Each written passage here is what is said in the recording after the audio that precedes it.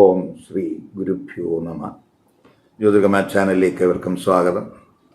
ഇന്ന് ഞാൻ ചർച്ച ചെയ്യുന്നത് 2025 ജനുവരി മാസഫലം ചിങ്ങക്കുറുകാർക്കും ചിങ്ങലഗ്നക്കാർക്കും എങ്ങനെയാകും എന്നുള്ളതിനെ പറ്റിയാണ്. അതായത് മകം, പൂരം, ഉത്ര നക്ഷത്രത്തിൻ്റെ ആദ്യപാദത്തിൽ പെടുന്നവർക്ക് ജനുവരി മാസം എങ്ങനെയാകും. ആദ്യം നമുക്ക് ചിങ്ങക്കൂറുകാർക്കും ചിങ്ങലഗ്നക്കാർക്കും ജനുവരി മാസത്തിലെ ഗ്രഹഗോചര സ്ഥിതി എങ്ങനെയെന്ന് നോക്കാം. ജന്മരാശ്യാധിപനായിട്ടുള്ള സൂര്യൻ 13 വരെ 5-ലായിരിക്കും. അതിനുശേഷം ആ സൂര്യൻ 6-ലേക്ക് രാശി മാറുന്നു.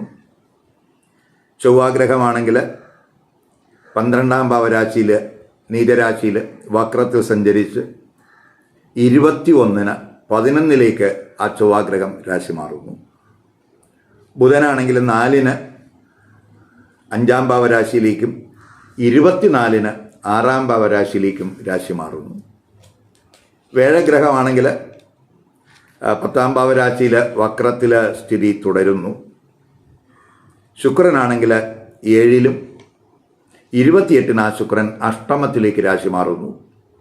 ശനിയാണെങ്കിൽ 7-ല് 7-ാം ഭാവാധിപനായിട്ട് സ്ഥിതി തുടരുന്നു. രാഹു അഷ്ടമത്തിൽ നിൽക്കുന്നു. കേതു 2-ല് സഞ്ചരിക്കുന്നു. ആരോഗ്യസ്ഥിതി ചിന്തിക്കുമ്പോൾ പൊതുവെ ആരോഗ്യസ്ഥിതി നോർമലായിരിക്കും. എങ്കിലും അവസാനത്തേക്ക് 2 വാരം വരുമ്പോൾ അല്പം കെയർ വേണം.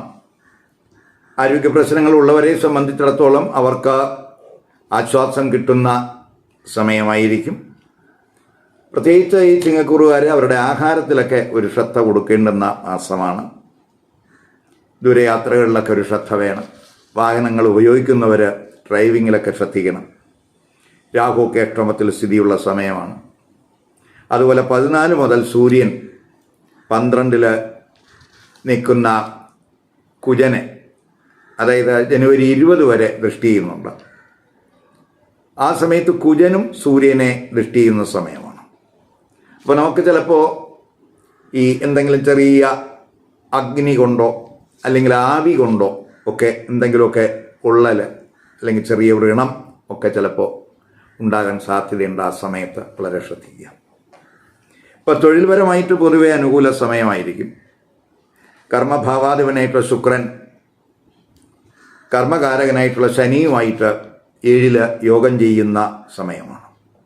പ്രത്യേകിച്ച് ജനുവരി 28 വരെ. 10-ലാണെങ്കിൽ ഗുരു ഉണ്ട്. ആ ഗുരു വക്രത്തിലാണ്. ഇപ്പോൾ തൊഴിൽ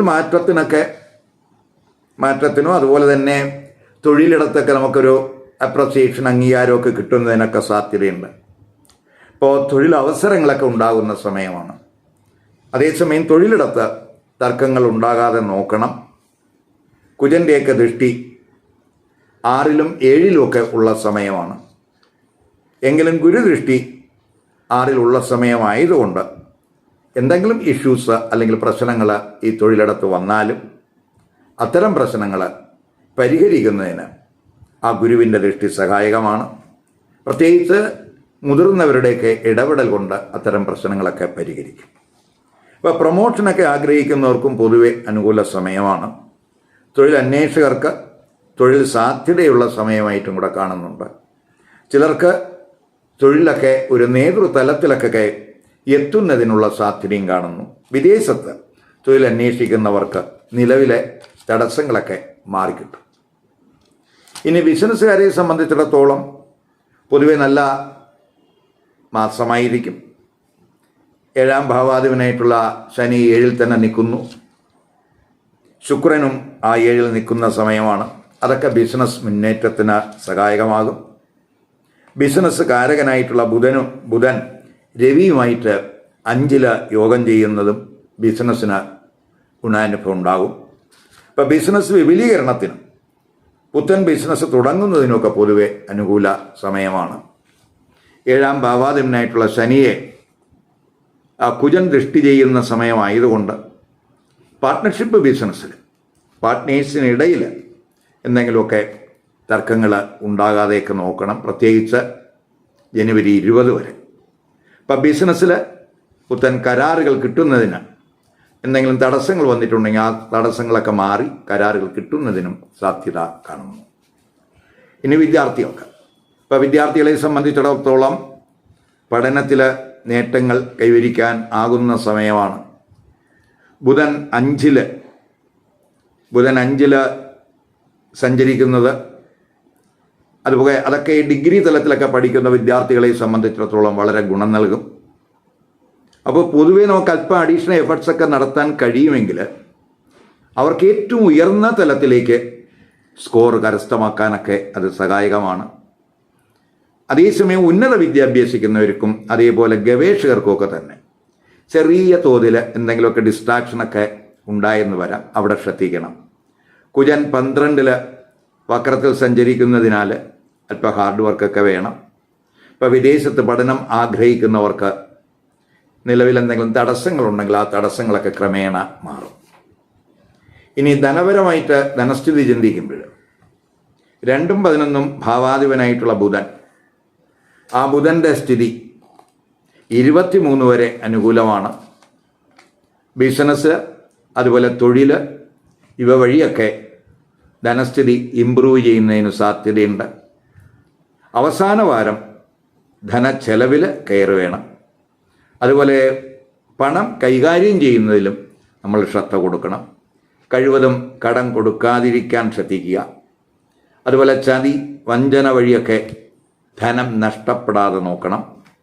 ചിലർക്ക് അന്യായ മാർഗങ്ങളിലൂടെ പണം കൈവശം വന്നു ചേരുന്നതിനും സാധ്യതയുണ്ട്. അവയിലൊക്കെ ഒരു ശ്രദ്ധ കൊടുത്ത് പോവുക. വിവാഹം ആലോചിക്കുന്നവരെ സംബന്ധിച്ചിടത്തോളം പൊതുവെ അനുകൂല സമയമാണ്.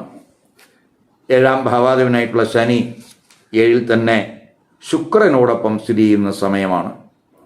ജന്മരാശിയിൽ ആ ശുക്രൻ്റെ ദൃഷ്ടിയൊക്കെ വരുന്നു. അതൊക്കെ ആലോചനകൾ സുഗമമാക്കും. ജന്മരാശ്യാധിപനായി ആദ്യത്തെ 2 വാരമൊക്കെ 5ലാണ്. അതൊക്കെ പ്രണയചിന്തകൾ ഉണ്ടാക്കും. എങ്കിലും ഒരു ഈഗോ റിലേറ്റഡ് ആയിട്ടുള്ള ഇഷ്യൂസൊക്കെ ചിലപ്പോൾ ഈ കമിതാക്കൾക്കിടയിൽ ഉണ്ടാകാൻ സാധ്യതയുണ്ട്.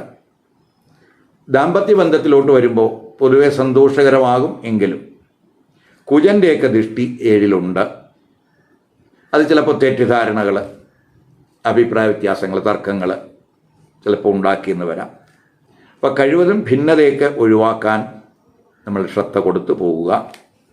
അതുപോലെ നമ്മൾ എതിർ ലിംഗക്കാരുമായിട്ടുള്ള സൗഹൃദങ്ങളിലൊക്കെ ഒരു കെയർ വേണം. എന്നാൽ 7ലൊക്കെ ആ ശുക്രൻ്റെയൊക്കെ സ്ഥിതി നമുക്ക്, പ്രത്യേകിച്ച് ശുക്രനൊക്കെ 7ൽ വരുമ്പോൾ നമുക്ക് ഒരു എതിർ ലിംഗക്കാരുമായിട്ടുള്ള സൗഹൃദത്തിൽ, ബന്ധത്തിൽ ശ്രദ്ധ കൊടുക്കണം. നമ്മൾ ചിലപ്പോൾ എന്തെങ്കിലുമൊക്കെ ട്രാപ്പിലൊക്കെ പെടാൻ സാധ്യതയുണ്ട്.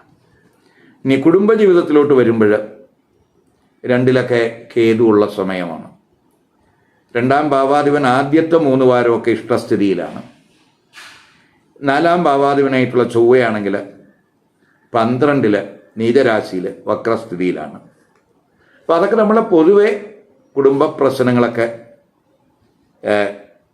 കുറയ്ക്കാൻ സഹായകമാണ്. 20 കഴിയുമ്പോൾ ഈ കുജൻ 2ാം ഭാവരാശിയിലൊക്കെ ദൃഷ്ടി ചെയ്യുന്നുണ്ട്. കാരണം 21 മുതൽ ആ കുജന് രാശി മാറ്റം വരുന്നുണ്ട്. ആ കുജൻ 2ാം ഭാവരാശിയിൽ ദൃഷ്ടി ചെയ്യുന്നുണ്ട്. അതായത് കുടുംബസ്ഥാനത്ത് 2ൽ കേതുവുണ്ട്. അപ്പോൾ കുജൻ്റെയൊക്കെ ദൃഷ്ടിയ 2ൽ വരുന്നു. അത് ചിലപ്പോൾ ഒരു സംതൃപ്തി കുറവ്, കുടുംബ അംഗങ്ങൾക്കിടയിൽ അഭിപ്രായ വ്യത്യാസങ്ങളൊക്കെ ഉണ്ടാക്കാം. ബന്ധുക്കളുമായിട്ടൊക്കെ എന്തെങ്കിലുമൊക്കെ അഭിപ്രായ വ്യത്യാസങ്ങളൊക്കെ ഉണ്ടാകാം. എങ്കിലും അത് വഴസാകില്ല. കാരണം അവിടെ ഗുരുവിൻ്റെ ദൃഷ്ടി ഉണ്ട്. ഇനി ജനുവരി 1, 2, 6, 7, 14, 15, 29, 30 ഈ തീയതികൾ ഈ കുറുകാരെ സംബന്ധിച്ചിടത്തോളം അത്ര അനുകൂല ദിവസങ്ങളല്ല. അതുകൊണ്ട് നമ്മുടെ പ്രത്യേകിച്ച് എന്തെങ്കിലും ശുഭകർമ്മങ്ങൾ, അതുപോലെ പുതിയ സംരംഭങ്ങൾ ആരംഭിക്കുന്നത്, അതുപോലെ നമ്മൾ പ്രധാനപ്പെട്ട എന്തെങ്കിലും തീരുമാനങ്ങൾ എടുക്കുന്നത്, രേഖകൾ ചമയ്ക്കുന്നത്, ഇവയൊക്കെ തന്നെ ഈ ദിവസങ്ങളിൽ ഒഴിവാക്കാൻ ശ്രദ്ധിക്കണം. ഞാനിവിടെ പറഞ്ഞത് ചിങ്ങക്കുറുകാരുടെയും ചിങ്ങലഗ്നക്കാരുടെയും ഫലമാണ്. ഇപ്പോൾ ചിങ്ങക്കൂറിൽ പെടുന്ന ചിലർക്ക് മാത്രമേ ചിങ്ങലഗ്നം വരുള്ളൂ. മറ്റുള്ളവർക്ക് വ്യത്യസ്ത ലഗ്നരാശികൾ വരും. അപ്പോൾ വ്യത്യസ്ത ലഗ്നരാശികൾ വരുന്ന ചിങ്ങക്കുറുകാരെ സംബന്ധിച്ചിടത്തോളം അവർക്ക് ലഗ്നരാശി അറിയാമെങ്കിൽ ഈ കൂറിൻ്റെ ഫലത്തോടൊപ്പം ആ ലഗ്നരാശിയുമായി ബന്ധപ്പെട്ട് പറയുന്ന ഫലവും കൂടെ കമ്പൈൻ ചെയ്ത് കേൾക്കാൻ ശ്രമിക്കുക. അത് നമുക്ക് ജനുവരി മാസത്തെ പൊതുഫലത്തിൻ്റെ ഒരു കൃത്യ ചിത്രം കിട്ടുന്നതിന് സഹായകമാവും. മാത്രമല്ല ലഗ്നഫലത്തിന് കൂറിൻ്റെ ഫലത്തേക്കാൾ കൂടുതൽ കൃത്യതയുണ്ട് എന്നും കൂടെ മനസ്സിലാക്കുക. ഈ വീഡിയോ ഇഷ്ടപ്പെട്ടുവെങ്കിൽ ലൈക്ക് ചെയ്യുക, ഷെയർ ചെയ്യുക. അതുപോലെ സബ്സ്ക്രൈബ് ചെയ്യാത്തവർ സബ്സ്ക്രൈബ് ചെയ്ത് കാണുക. മറ്റൊരു പുതിയ വിഷയമായി അടുത്ത വീഡിയോയിൽ കാണാം. നമസ്കാരം.